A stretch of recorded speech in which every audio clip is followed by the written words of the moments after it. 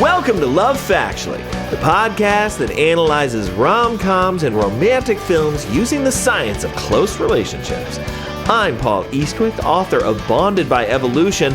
I'm here with Eli Finkel, author of The All or Nothing Marriage. And Eli, what are we talking about today?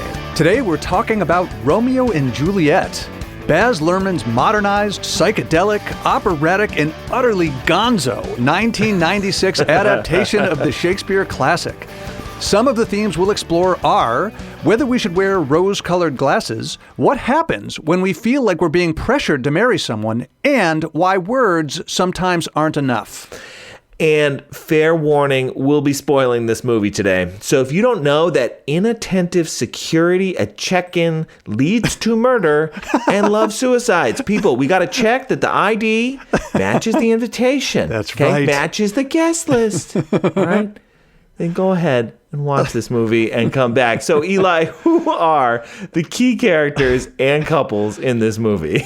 Romeo, who's around 16 years old and played by Leonardo DiCaprio, is the romantic, sensitive, and impulsive son of the Montague household. Juliet, who's not quite 14 and played by Claire Danes, is the intelligent, independent, and emotionally perceptive daughter of the Capulet household. Romeo's best friend is Mercutio, who's witty, flamboyant, and volatile. Those traits mask a deep alienation. A handful of key characters are linked to Juliet. Tybalt, her charismatic, hot-tempered, and feud-obsessed cousin. The nurse, her caregiver and confidant.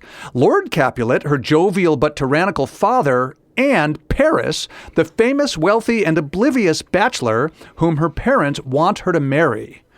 Two additional characters are affiliated with neither the Montague nor the Capulet clan. Friar Lawrence is a well-intentioned but overwhelmed priest who officiates Romeo and Juliet's secret wedding. This guy. He hopes that merging the families will end their deadly feud. Finally, Captain Prince is the chief of police. He's exasperated with the impossible task of keeping the peace. So, Paul, those are the chess pieces. Are you ready to give us 1 minute on how the film moves them across the board? Sure thing. Go ahead and count me down. On your mark, get set, go. In modern-day Verona Beach, two rival families, the Montagues and the Capulets, are locked in a violent feud. Romeo Montague is lovesick over Rosalind and, with the help of Mercutio and some MDMA, attends a Capulet costume party. There, Romeo meets Juliet Capulet. They instantly fall for each other, not realizing at first that they belong to enemy families, and when they do discover it, they are nevertheless determined to be together and swear their love for each other poolside. With the help of Friar Lawrence, Romeo and Juliet secretly marry, hoping their union will end the feud. But soon after, a street fight erupts. Juliet's cousin Tybalt kills Mercutio, and enraged, Romeo kills Tybalt in retaliation and is banished from Verona Beach. Romeo and Juliet spend one brief night together before Romeo flees. Then Juliet's parents force her to marry Paris a few days later, unaware that she's already married. So the plan is that Juliet's going to take a potion from Friar Lawrence that makes her appear dead, and Romeo will show up at her tomb. She wakes up and they go live happily ever after. But Romeo never gets the message because he's out back practicing his swing, and so he believes Juliet is actually dead. He goes to her tomb, drinks the poison, and she's up just 3 seconds earlier. Would have been better. He dies and kills herself with a gun, and all are punished. That was long. 60.4 seconds. You almost had it. You almost had it. I really needed to say all are punished. Okay. This movie, yes. The thing that actually has stuck with me the most about this movie since I saw it, 30 years ago, essentially, is the Radiohead song that plays over the credits. Yeah. That this was the song that made me say, wait a minute, this band is awesome. No kidding. This is where you first discovered them. I knew Creep and I knew like the earlier songs, but they didn't grab me in the way this did. And no kidding, this might be like, I don't know. I don't have like a favorite. I don't have a ranking of favorite songs, but it's probably top 5. And I can think of no better encapsulation of the teenage angsty to hell with our parents attitude than that song has. And I love it to this day. And sometimes I like to bust out the guitar and do my best Tom York impression with that song. So what about you? I mean, Baz Luhrmann is a vibe. Look, I have so much relationship to this movie, to the play. Let me say a little bit about like my sort of deep youth. So haven't shared this online, but when I was 13, I was briefly in a psychiatric hospital. Yeah. I had some real difficult times when I was young, and it was kind of complicated because they didn't know what to do with me in terms of schooling. So I ended up just schooling myself. And the first thing I did is I read this play. I had never read Shakespeare, and I thought, well, I'm supposed to do something. I'll just read this play by myself. And then like 3 years later, I was in this play. I think I mentioned that at some point. I was Juliet's dad, Capulet. And in that time, like in high school, I remember thinking maybe the most romantic love song ever was the Dire Straits version of Romeo and Juliet.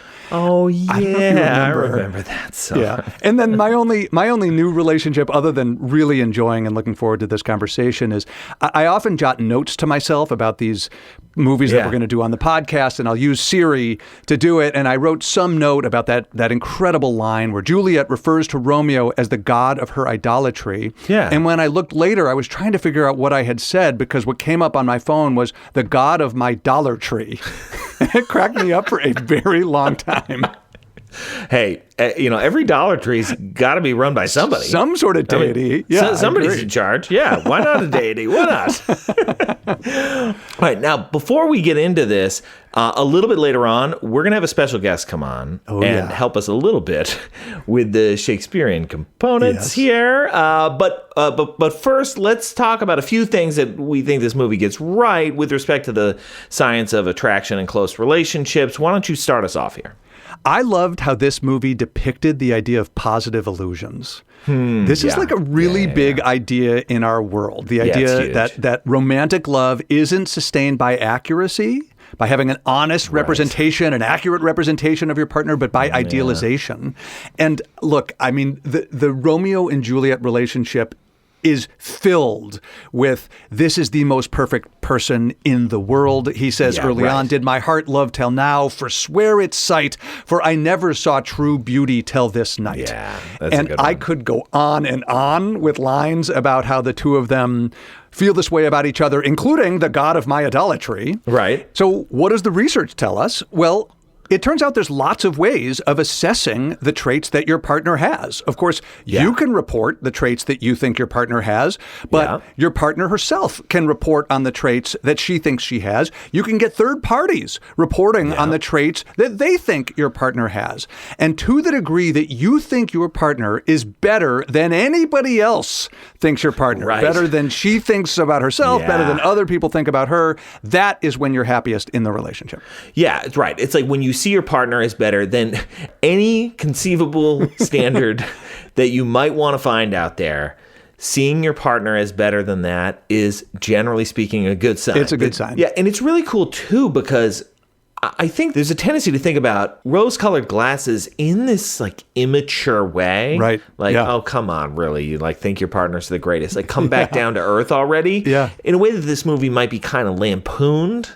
Right? Like, oh, impulsive teenagers. But the reality is, when it comes to couples in general, seeing your partner as completely awesome, better than they see themselves, tends to be associated with good outcomes. I mean, this is related, too, to one of the things that I picked out here, which is the power of passionate love and what a universal experience it tends to be. Not that it happens for everybody at all times, but it is an experience that has been around for a very long time. Interesting. There is a famous study that took up the question of how prominent and present is the experience of passionate love? Because you'd see critiques like that, that this was a very modern Western notion. Right. Maybe even dating to, if not this play, its precursors that briefly preceded it, like Tristan and Isolde.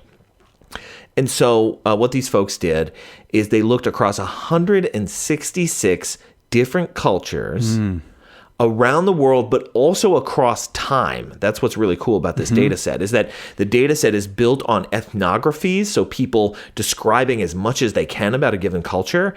And some of these cultures stretch back way before medieval times. Yeah. Okay? And so what they looked for were things like accounts depicting personal anguish and longing, or the use of love songs or folklore or elopement due to mutual affection. And that's really the one that matters here. Are we running away because of how we feel about each other? And what they basically found is that it was present in 89% of the cultures they sampled. And the rest were all like, well, people elope, but nobody says why.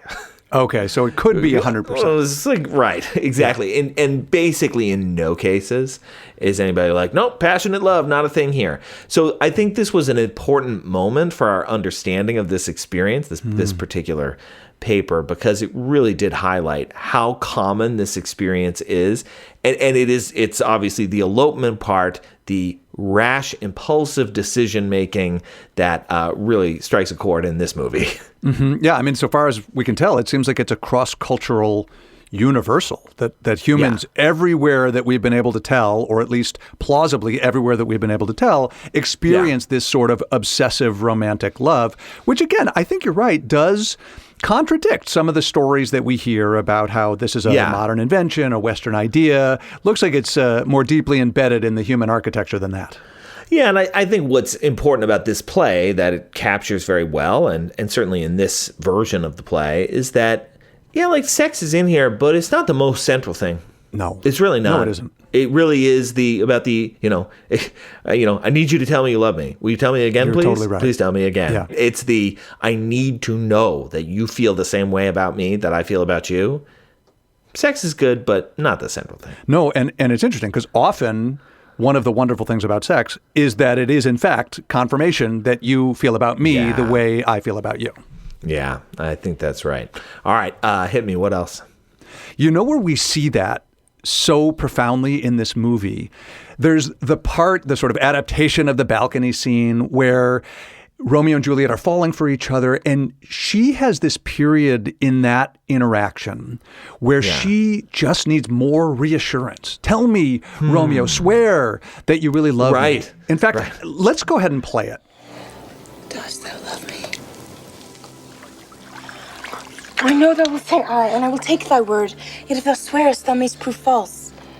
Now, gentle Romeo, if thou dost love, pronounce it faithfully.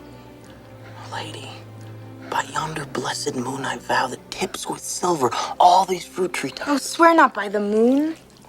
The inconstant moon that monthly changes in her circled orb. Thus that thy love prove likewise variable. Well, what shall I swear by? Do not swear at all. Or, if thou wilt, swear by thy gracious self, which is the god of my idolatry, and I'll believe thee. God, it is so classic. And, she's in a bind. And I understand why she doesn't want somebody to swear on something as inconstant as the moon. Right. And there is research on this idea that when we're so vulnerable, so eager to know that we are loved, words often aren't enough. We need to see our partners act in a loving way, and especially act in a loving way when it's kind of costly for them. This is the idea that we sometimes call diagnostic situations or strain test situations. And those are when we can finally start to feel soothed. I've witnessed you deviate from your self-interest in order to make me happy, in order to demonstrate your devotion to me. And we do actually see it. We see it from Romeo even in that scene because he's in danger of getting killed if her kinsmen discover them. And then soon thereafter, he's literally getting married to her. And there's nothing like ascending the castle walls to really show that is the ideal metaphor of demonstrating your actual affection. I agree. Yes, exactly. I want to go back to, I kind of made a joke about this at the beginning, the nature of exactly how they meet in the first place. It's all very magical and very well done. Yeah. And those initial interactions they have together are fabulous. Yeah. But there is this important cautionary note here, which is these two are from rival families. That's right. They have no business consorting with each other, interacting with each other. Yeah. And it's downright dangerous. It might remind one of contemporary political strife, certainly in some countries like the United States, where you've got different political groups who really want nothing to do with each other. And I think it would surprise people to know that when you look at how political orientation differences within couples shapes how those couples function, those differences really don't seem to do all that much. Okay? The real issue is that people from distinct groups, they don't really get to meet each other in the first place. Yeah, they say, if you support that guy that I hate, or that gal that I hate, I don't want to meet you in the first place. Exactly. So not letting rival group members meet is probably the only way to ensure that they don't end up together like Romeo and Juliet in this film. So something that I talk about in my book, Bonded by Evolution, which comes out this week. This week? This week. This very week. Is that really the best way, and maybe the only way, to truly shape the person that you will fall for is to shape who your pool of eligibles is. Fascinating. That is the main way that people can control who they fall for. So you will find things like, my only love sprung from my only hate. Yeah, that if you are line. meeting people who you are supposed to hate. If you do that too much, you will fall for one of them. Wow. Yeah. You know, even until the present day, we do see lots of examples like this. I'm Jewish, and I can tell you that there are many, many Jewish people who have a strong preference that their children marry someone Jewish. I'm positive that that's not limited to Jewish people. This has to be a common thing that people prefer. Yeah. And, you know, and based on the research you just talked about, the logic isn't crazy, because if they meet someone from the quote unquote wrong group, they really might fall for that person.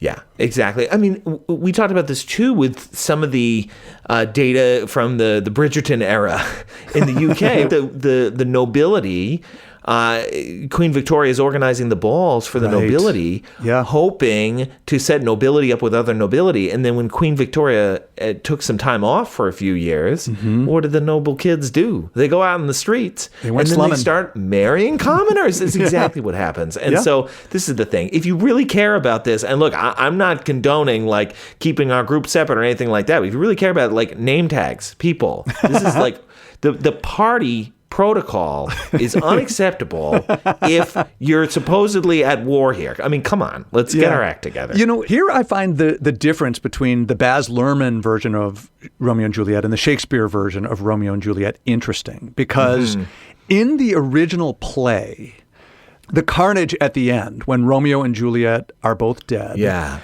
makes the parents relinquish the feud. Montague and Capulet, they say, enough. The pain has been too much. We must stop this feud. Baz Luhrmann made a very deliberate decision to jettison he cut it all. that part of the conclusion. The sort of feel-good end of Romeo and Juliet, if you can believe there is such a thing, is gone in the Baz Luhrmann version. And I think it is related to this issue that we're talking about. Shakespeare is clearly opposed to what we might call bigotry, the anti-Montague bigotry, the anti-Capulet bigotry. And he is pleased at the end of his play that the bigotry will be something in the past. We don't get that sort of catharsis in the Luhrmann movie. Yeah, I mean, I get the sense that Luhrmann is more pessimistic, that even something this awful would take down the temperature. I think that's right. And this reminds me of something else that I find disconcerting in both the play and the film, which is I think it does a good job of capturing this idea of the culture of honor, or what we might want to call toxic masculinity.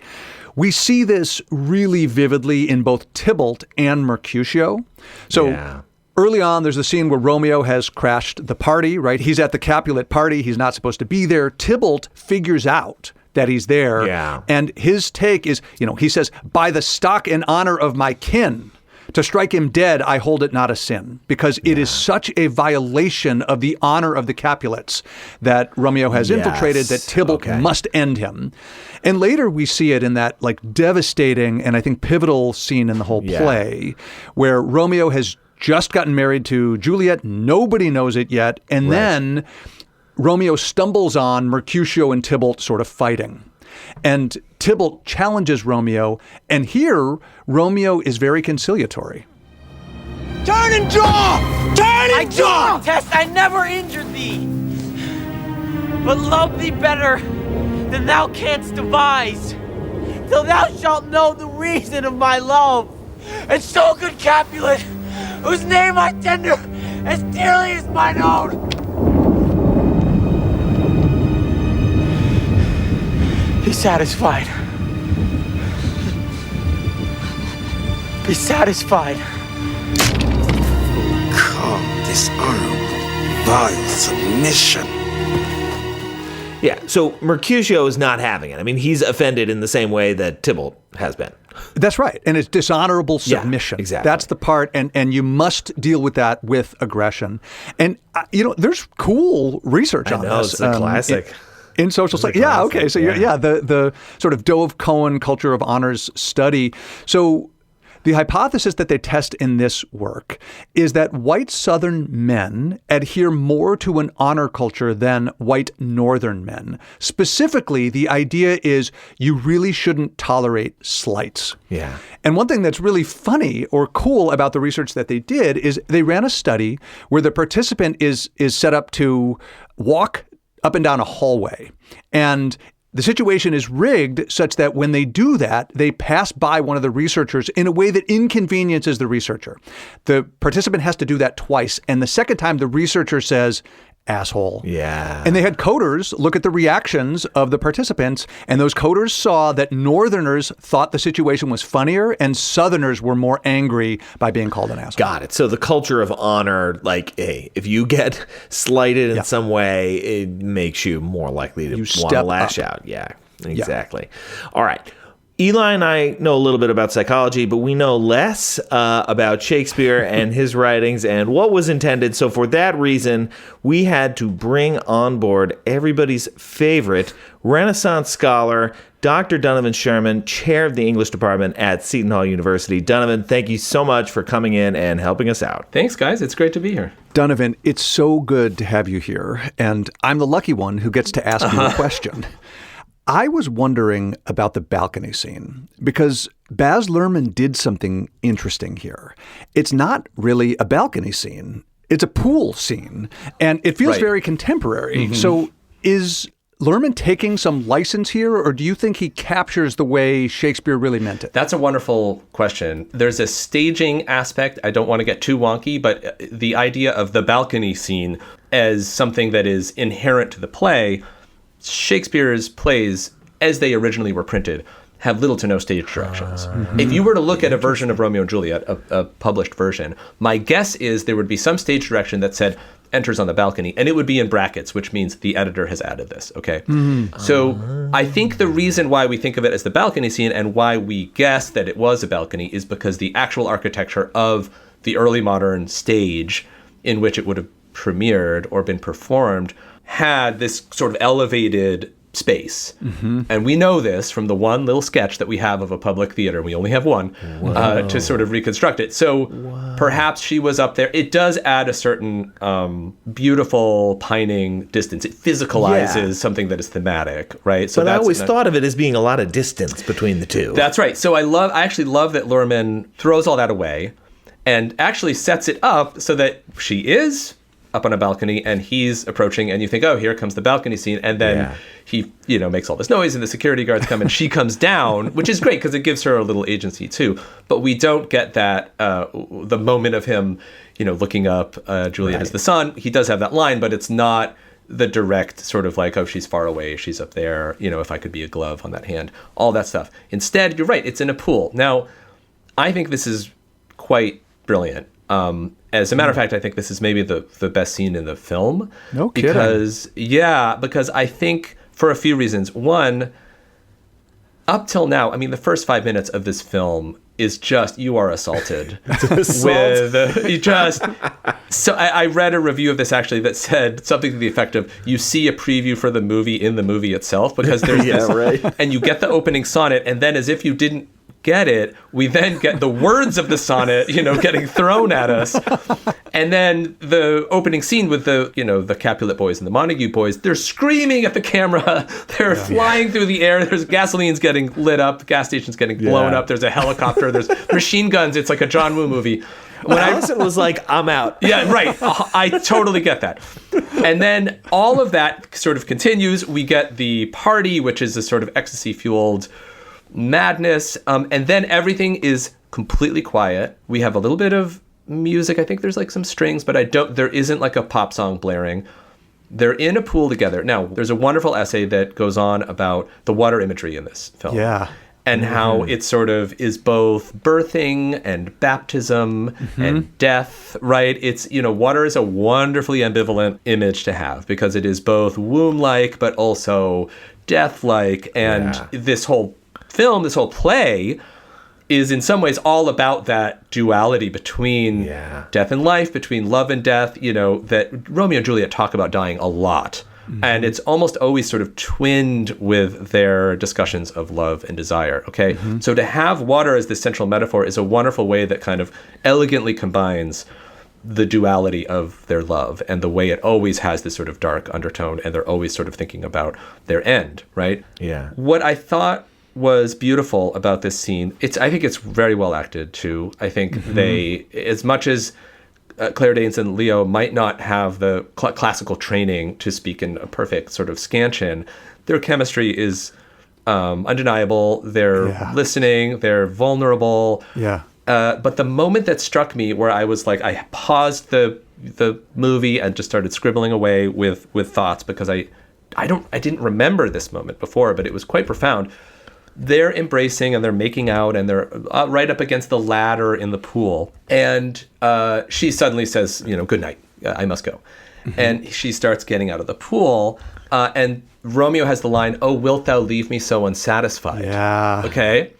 And this is usually played for what you might think it is, right? Like, come on, I thought, where were we going with this? We were making out. Let's see where the night takes us, right? And Claire Danes' Juliet turns around and says, what satisfaction canst thou have tonight? And there isn't an iota of irony in the way she delivers it. She is genuinely asking, what do you mean?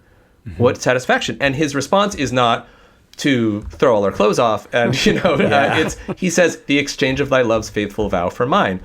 And he's playing it quite straight too. He's not playing it as the horny teenager who is putting on airs of maturity and love in order to sleep with her. And in that moment, it's actually, I love that Luhrmann or the actors or whatever alchemy is going on there plays it very sincerely and takes them seriously that they are feeling out their love for one another and what this means in a way that both encompasses physicality and something that is new to them on a spiritual or psychological level. Yeah, it feels like much more than sexual desire, especially in that moment. Well, if I may, after that, Luhrmann, cuts so much of this play, right? He cuts my favorite lines, which is fine. I understand. You got to make some sacrifices. It wasn't personal, Donovan. That's right. I don't mean to be that like tweedy, academic in the audience harumphing as they're reading along with their script. But Juliet's lines, I'm just going to read this after this little exchange. Juliet says in response, I gave thee mine, my vow, before thou didst request it. Yes. And yet I would it were to give again. And Romeo said, wouldst thou withdraw it? For what purpose, love? This is a playful little, I want to withdraw it so I can give it again. Why would you withdraw it? This is flirtatious, right? And she says, but to be frank and give it thee again. And yet I wish but for the thing I have. My bounty is as boundless as the sea. My love is deep. The more I give to thee, the more I have, for both are infinite. Wow. That is profound, right? To me, pretty good. Because it is an understanding of love and desire that is not predicated on lacking something and needing to get it. This is a direct contrast to what we saw before with sad boy Leo, right? Pining for Rosaline, who's a construct. And the eroticism and the desire not a real is thing, it's exactly right. And the fact that she's not a real thing and the fact that she's unobtainable is precisely what fuels that form of sort of love, right? And here we have this understanding of love of, well, what if we already have what we want? And then we build on that, whatever that is, right? Yeah. And that to me, speaking our language. There we go. Yes, but that struck me as a very Love Factually moment, hashtag. Yeah. But it also struck me as a genuinely. I thought Luhrmann nailed that moment because again, that could have been right. Suddenly the music kicks in and they're throwing their clothes off or whatever, or they're winking to the camera. Yeah, exactly. Very cool. So yeah, I love that part. Donovan, so interesting. I want to follow up with you about the water metaphor and about the pool scene and how it related to the beginning of the movie, because I actually had a different experience of it, which is the water comes in a bit earlier. Yeah. We first get the water. He's at the party. He's taking ecstasy. It's all completely overwhelming. He dunks his face in the sink in the bathroom. And remember, his mask comes off. We see it floating in the sink. And then weirdly, apparently at Chateau Capulet, the like boys' bathroom and the girls' bathroom is separated by nothing other than a fish tank. And so yet again, we have water, we have quiet. They see each other for the first time. It is beautiful and it is slow. And so I thought the water was less a metaphor about life and death than about public and private.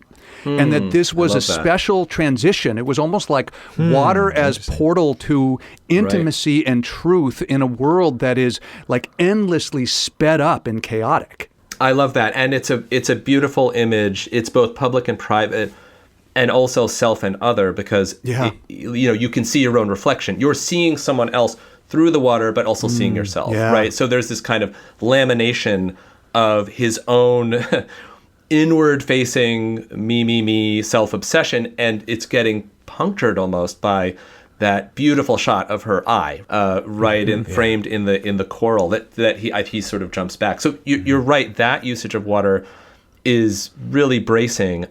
He takes his mask off, which is also striking because one of the ideas of it being a masquerade is that the love at first sight actually happens between two people who can't see each other's faces. Yeah. So Luhrmann gets rid of that. In a way, maybe the ecstasy, when I saw this again, and he takes Queen Mab, I guess is what we're calling, according to Mercutio, what we're calling the ecstasy. When he takes that, it's almost like I thought, oh, that's his mask. That's the thing that is warping his view of everything. But no, Luhrmann then tells us this miracle cure for MDMA, which is apparently splashing cold water in your face, and then everything suddenly is crystal clear, which it works on a cinematic level beautifully, right? As questionable as it might be on a chemical one. If not a pharmaceutical level. Exactly. Kids, this is not true. You cannot then drive after you splash water in your face. But no. And then he turns around. So you're right. The water is both that which is sort of baptizing him in that moment anew, when he splashes it on his face, and also something that is reflective and porous and translucent so that he can see her. And I think you're right. And it's also that porosity between public and private. And this is an individual who is thrust into a public role, whether he likes it or not, as soon as he is in love with Juliet, right? Awesome stuff. All right, Donovan, thank you so much for joining today. Where can people read more about your work? Well, if your listeners are interested, I have a new essay out I'm really excited about. It's about the Pulitzer Prize winning play Fat Ham, which is a version of Hamlet set in the American South. That article is out with Shakespeare Bulletin, and I think you guys are going to have that in your show notes, right? Yep. Cool. Yep. And you can also check out my book, which is called The Philosopher's Toothache, Embodied Stoicism in Early Modern English Drama. For you Stoic heads out there, go check it out. Big. Stoicism. Stoics are big. Stoics are hot. Let's face it. Okay. Thank you guys so much. This has been lots of fun. Yeah, thank you. It was nice to have a ringer here. That was fun. All right, let's talk about some misconceptions in this movie.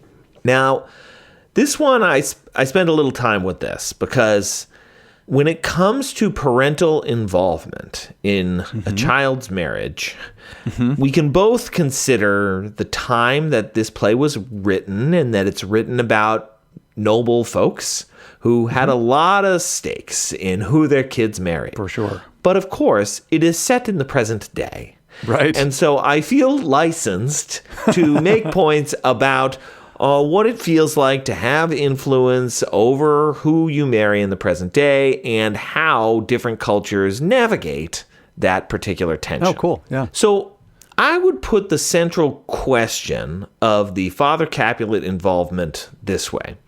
When marriages have an arranged component to them, is there this little influence, right? And I'm talking about when he essentially says, you're going to marry Paris, and you're going to marry him right now. If I were to give Juliet a scale at that moment in time along the lines of, on a scale of 1 to 10, how much influence did you have in the choice of your spouse? Okay? Yeah. That is an actual item from a scientific paper. I think Juliet would say a 1. I think so. Yeah. Yes. Okay. And if I asked you that question, Eli, what would you say on a scale of 1 to 10? I mean, it feels like a 10, I think. Yeah. Okay. Yeah. I think that's about right. Well, some of this work looks at people today who are in arranged marriages and what they call couple-initiated marriages. And I'm looking at a paper here. These are Bangladeshi women. So they're all Bangladeshi women. And about half were in what we would call an arranged marriage and half in a couple-initiated marriage. And they fill out that item. How much influence did you have on a 1 to 10 scale? And for the people who are in couple-initiated marriages, they report like an 8. So pretty high. And the people who are in arranged marriages, they report like a 5.5. Okay, so we are not at 1. Okay, and so where I'm hitting the movie is that if this is set in the present day, a 1, what Juliet experiences is several standard deviations below the mean. It's not clear to me that anybody was even like that in this sample, that they had that little sway over who it was that they married. It's interesting because for a period of my life, I was Orthodox Jewish and I was immersed in that culture. And they definitely do have setup. It's called a shidduch. Yeah. And it's exactly what you're talking about. Okay. It's not like you will marry this person. Right. It's like, I know someone that we think you might like. And there's a different orientation in the meeting. Yeah. It's not like, kind of cute, let's try it out. It's like, if there's potential to marry, then go out a second or a third time and make a decision. So there are meaningful differences. But yes, the person herself, the person himself can say, no, this doesn't feel like a good fit for me. And that usually is sufficient to end it. Yeah. Okay. The other thing that's fascinating about this is that you can use these variables and look at how happy are people in these relationships. And the arranged versus couple-initiated distinction, small effects. The couple-initiated folks are a little happier, but it's pretty modest. I tell you what isn't modest, the effect of feeling like you had influence over who you married. That effect is gigantic. No kidding. People who feel they had less influence are much less happy. So let me make sure I got that. So there's this like categorical difference of like couple initiated versus arranged. But then within each group, like within the couple initiated marriage, there's variation in how much they felt like they were in charge. Within the arranged marriage, there's variation. And so it sounds like that categorical distinction is pretty small, but that this subjective feeling that I had to say is huge. It is always the subjective, baby.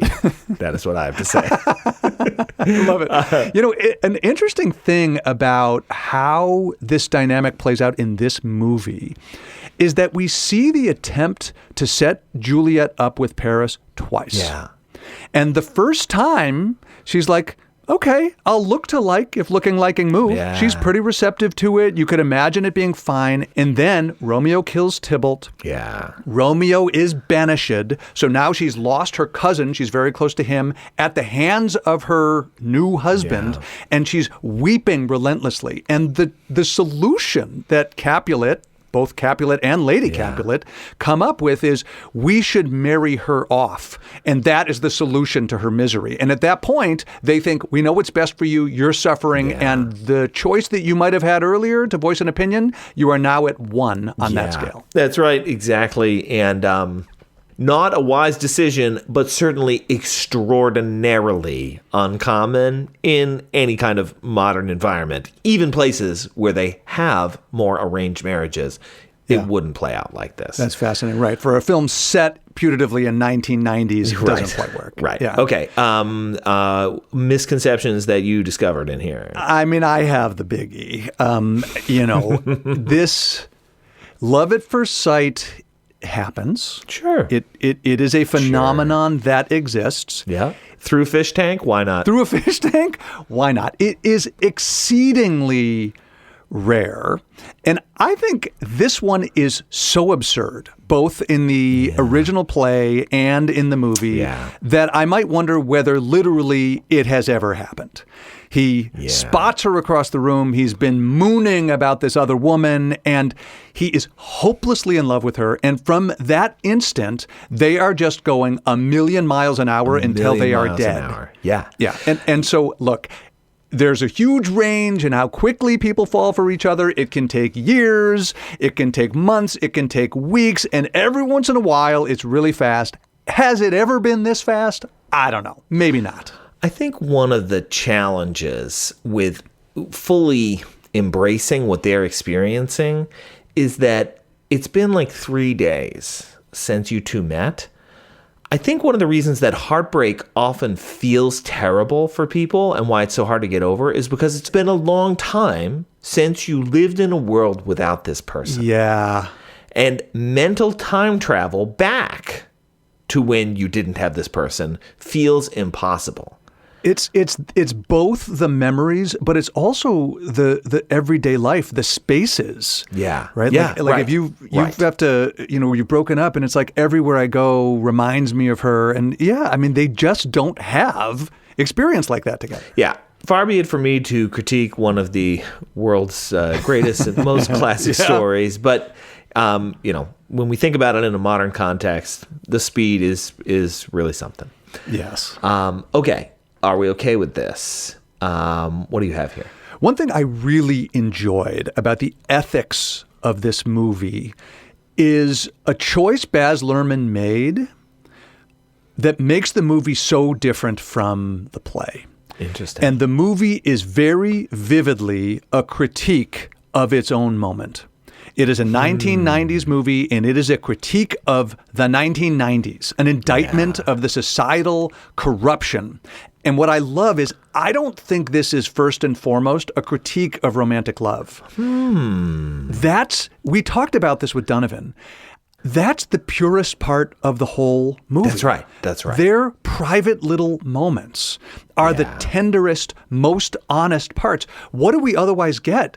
We get mass media. We get violence. Everything is performative. Performative gang warfare, really. Performative gang warfare at just an absolutely relentless pace. Yeah. And I appreciated that Baz Luhrmann offered this new take. And it made me, even though I sort of recoiled from the movie the first time I watched it, it made me appreciate more and more what he was doing with the just overwhelming sensory overload and then the contrast to those really tender moments with Romeo and Juliet. I think he's saying something morally very, very interesting here. I also was initially put off by what you're describing. The first 10, 15, 20 minutes of the movie, I didn't enjoy because I was like, this feels like it's out of another time. And I didn't like this MTV style back then. It feels, endless cuts. Yeah, right. But I think you're right. It was a critique. You kind of have to endure it all the way through in order to realize that. I just had a small thing here, which is I think Romeo is this character who is, I think, kind of lovable throughout. I mean, even when he's very sad on the beach at the beginning, I don't know. It's very easy to identify with him. But you get this moment later in the movie where he places the apothecary in a really morally hazardous position by saying, I'm paying your poverty, not your will, when the apothecary doesn't really want to sell him the poison. And that's really the only moment that Romeo is flashing his money around. So it's a bit out of character, and it occurred to me in that moment, this is a real moral hazard here, and it's kind of a bummer that Romeo is the one causing it. Yeah, I agree. It's tricky because, we think of moral actions as really embedded within the individual, but there's no doubt that some of us end up really desperate and that those things are related to how susceptible we are to these sorts of things, and Romeo puts him in that situation. Yeah, right. Another thing that concerned me a little about the movie is, that research on copycat suicides? Yeah, right. This is the Werther effect, named after the Goethe book, The Sorrows of Young Werther.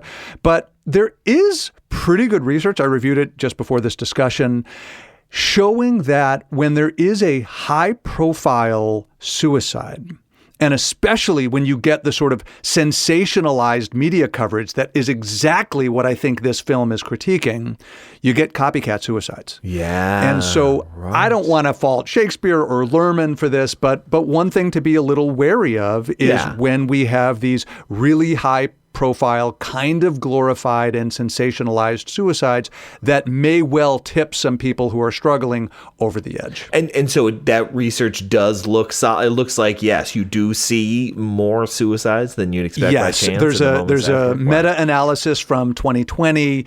If you look at that research literature and then you pick out only the best of the studies, you can get to something like a half dozen or a dozen. But yes, the trend does seem clear that is a real effect. That's fascinating.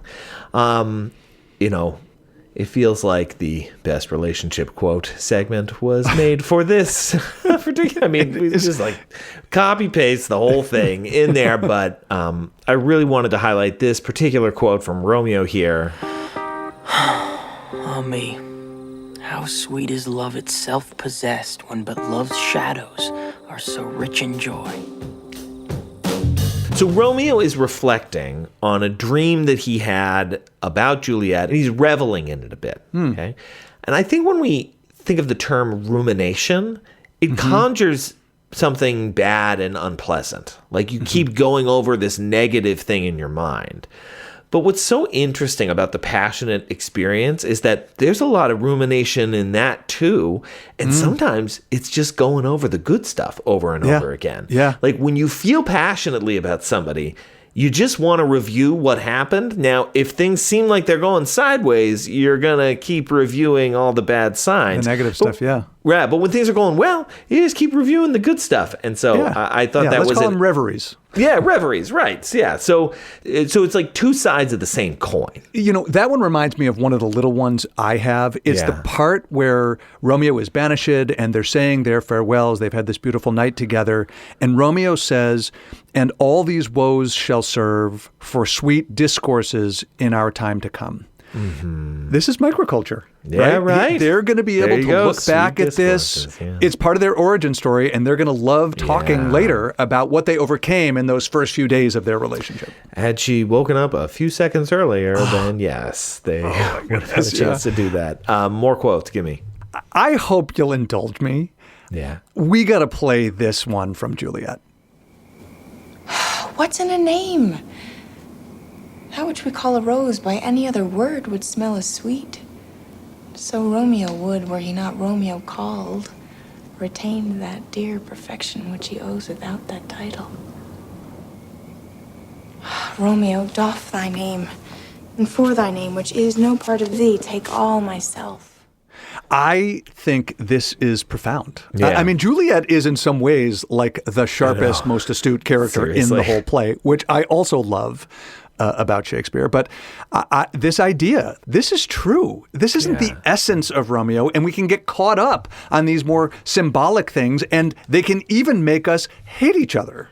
Yeah. And yet, at the essence, there's something there, there's something human, and she is attaching to that in spite of all the reasons she has to try to hate him. She's not willing to do that. Right. I mean, this gets back to the whole, don't let the kids meet in the first place if it's really important to you that they not fall for each other, because it doesn't actually mean much once they have a chance to meet each other. Yeah. There it is, the classic. All right. And what do we wish we knew? I really love this little nugget that I think is another throwaway from Juliet, where she talks about, tis 20 year till then, basically. It's going to feel like 20 years until I can see you again. But I actually don't think we do great research on like time dilation. What does it actually feel like? Because on the one hand, like you've got the reveries in the meantime, doesn't it kind of feel like the person's still there? So it made me wonder how time subjectively feels to people when they are in the throes of passionate love. Like, yes, it's longing until I see you again. Yes, the time we spend together seems to go by so quickly. All of this feels very intuitive, but I don't know if the research on that is exactly where we'd expect it to be. No, in the relationship space, but more generally, like the subjective experience of time. Time passing. I know there's like a couple things out there, but a little older, but nothing in the romantic realm. Totally. I want to know how well people can will themselves out of love. This is something that comes up periodically. Dorothy Tenov, the founder of this idea that there is limerence, this overwhelming passionate love, she suggests that you really can't just decide to stop feeling limerent for somebody. But in fairness, the people in her sample are people who were currently limerent. So we don't have the people who might have been able to will themselves out of it. And I bring that up because... Yeah, and I bring that up because Juliet says, my only love sprung from my only hate, too early seen unknown and known too late. And she clearly is saying like, well, now I'm in love with him. Yeah. So I wish I'd known in advance and I wouldn't have met him, but now I can't make my way out of this thing because it's already happened. Is that true? Like, could we not just decide that we want to stop loving someone? I know that it is partly true, but how much and when and for whom? I wish we knew more. Yeah, I confess I don't quite know how to think about this because I do think that the idea that now she has fallen for him and she cannot will herself out of it, that feels to me like one of the very true things about this story. At the same time, I have to also acknowledge that what also feels true is that Romeo is really hung up on Rosalind and then meets somebody else. Yeah, he did not think he was going to be able to get over her, and it happened in an instant. Right. So where I'm with you is that I don't know exactly how to balance those two ideas in my head. That we feel really like some other person has a particularly profound gravitational pull on us, and at the same time we meet somebody else and anything can happen. See you around. So I'm with you there. There is a real mystery in how those two things work together exactly. Yeah, that's a good point. Do you have any more here? One, I want to know the extent to which the modern acceptance of premarital or non-marital sex has prevented catastrophically hasty marriages. Like if marriage is a prerequisite for sexual consummation. Good point. Yeah, can it come to dominate like more sober reasons why you would or would not want to marry this person? But that is not why they get married here. I understand that they it's like the only way, but maybe this is what you're saying, is the only way that this is going to be acceptable to anybody is if it is through a marriage. Because I actually think they're like, again, the sex wasn't the most important thing, but it was the only way this absolutely fraught relationship can work is if we're married. Yeah, I agree. This is not primarily a story about sex, although I do think that they are eager to get it on. Yeah, sure. But more generally, to the degree that a given culture has the rule that you're not allowed to have sex until you get married, I presume that the desire to have sex will be a major factor in whether or not people get married. And I think there's a case that maybe that is a bad thing. Yeah, right. I'm with you there. On this podcast, we rate movies from 1 to 5 stars. I'll take this one first. I give the Baz Luhrmann adaptation of Romeo and Juliet 4 stars. 4 stars. I think it's pretty well done. I understand it's critiquing the 90s, but the most 90s part of this movie is not exactly to my taste. But overall, great acting, and it's a classic. 4 stars from me. What about you? I gave this 5 stars. Whoa. I didn't start there. I was like, it's like 3, and then I watched again, and I was like 4, and then I was like, no, look, I love ambition. This is an ambitious work of art, and I will always give bonus points for ambition. I also understand that it's just like too much. The movie is like the movie's too muchness is like its defining feature. But again, as we talked about, you have to embrace the too muchness, or else nobody's going to like it. I came partly to like it, but more than anything, I came to respect it. That I thought it was intelligent and astute and necessary.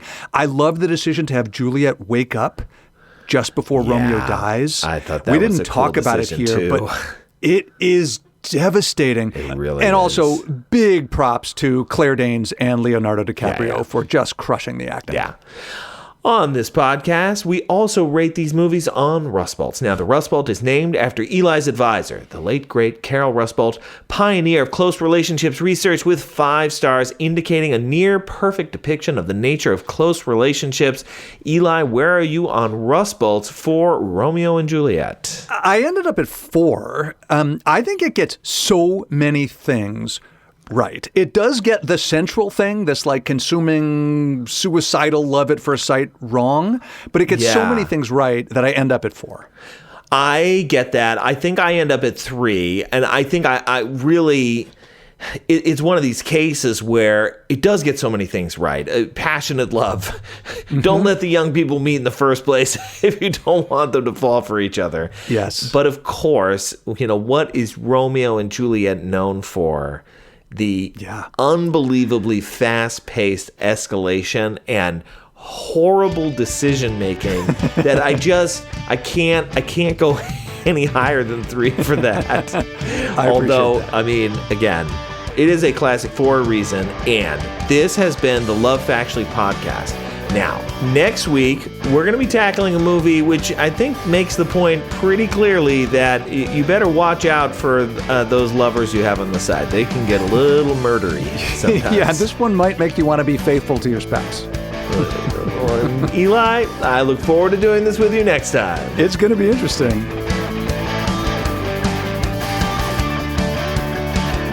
The Love Factually podcast is produced and edited by Paul Eastwick and Eli Finkel, featuring music from Andrew Fraker and Sons. If you'd like to support the show, don't forget to rate and subscribe in your podcast app, and please reach out to us at lovefactuallypod@gmail.com.